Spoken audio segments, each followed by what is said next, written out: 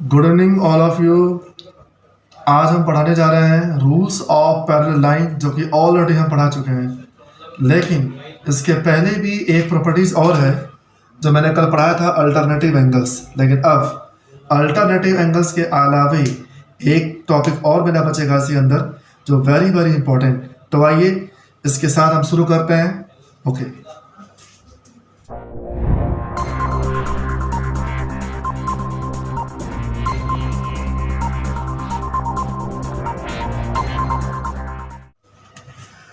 we written here corresponding angles. Now what is the meaning of corresponding angles? इसके पहले भी हम चर्चा कर चुके होंगे। क्या ख्याल है, ये क्या है? ये लाइंस पैरेलल, और ये क्या था? Transversal line. This line is denoted by n. Also here angle 1 and angle 2, angle 3rd, angle 4 and so on, 5, 6, 7, 8. Now the guys, you are looking on the board, there are 8 angles, clearly. Now we're talking about the corresponding angles. How we construct, how to identify where it is the located corresponding angles. देखिए, corresponding angle का मतलब बिल्कुल similar. अगर हम इधर देख रहे हैं तो तुम भी उधर देख लो। I mean both the direction same. Direction same होने का मतलब ही होता है corresponding angles। I mean upper and bottom. आप बना सकते हो मैचिंग द वर्ड। जैसे एंगल नंबर 1 के जैसा कौन है? Angle number 5, because this is the direction, it is also the same direction. अब हमने कहा कि जैसे हम लोग पढ़े होंगे जूनियर क्लास में मैचिंग द वर्ड्स, तो आप मैच कर लो। Angle number 4 just like similar to the angle number 7, angle number 4 equal to angle number 7। ऐसे आपको you will get the 4 pair of the angles. Okay, चलिए अब हम एक एग्जांपल लेंगे। We taking now example for corresponding angles, ठीक है। लेकिन इसके बाद एक टॉपिक मेरा बचेगा, इंटीरियर एंगल का रूल्स। चलिए आइए पढ़ते हैं। Now I am going to write here third properties of parallel lines.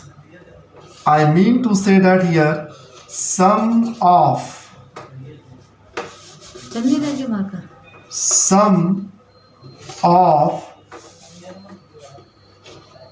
Interior angles. What is the meaning of this? इसका मतलब समझिए।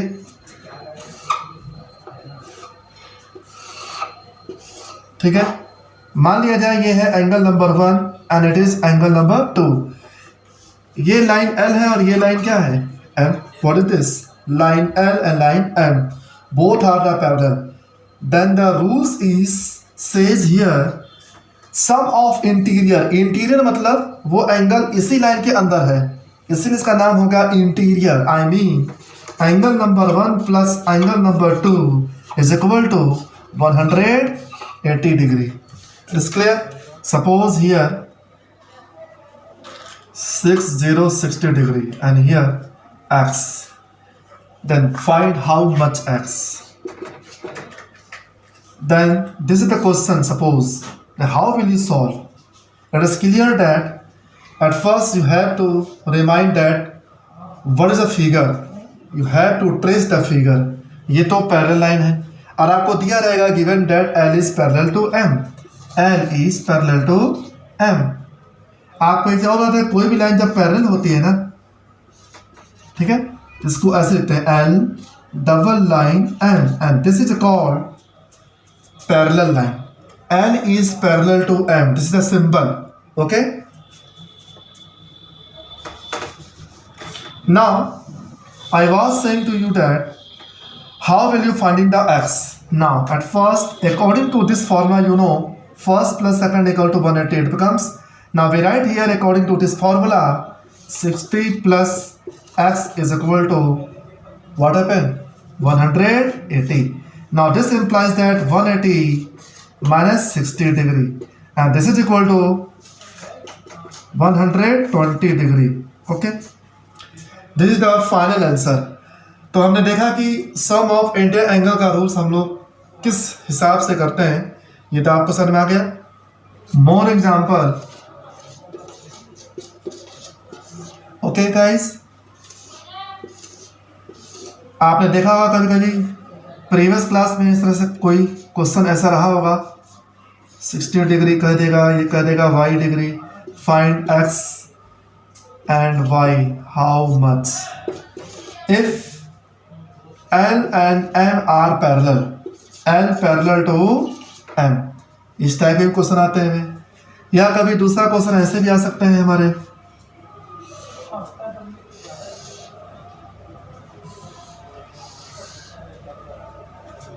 M मॉडल में मान लिया ये 30 डिग्री है। ओके, और आपसे कोई पूछ ले कि ये x है and it is 60 degree, how much x whenever AB and CD are parallel, AB parallel to CD, find out x। तो इस तरह क्वेश्चन को आप सॉल्व कैसे करोगे, ठीक है, इसके लिए याद जरूर आप प्रैक्टिस करना, नहीं तो मैं कल के वीडियो में ये सॉल्व जरूर करूंगा। ओके, तो गाइस पैरेलल लाइन के रूल्स के लिए आपने देख लिया कि फर्स्ट होता है अल्टरनेटिव एंगल्स, दूसरा corresponding and third some of Indian angles. अब हम जो पढ़ेंगे कुछ इसके कैलकुलेशन और भी मिलेंगे कल के वीडियो में, तो देखते रहिए हमारा channel math with base and also press the bell icon with sharing. Okay, thank you so much. और अगर आपको ये पसंद आया तो लाइक करना ना भूलें।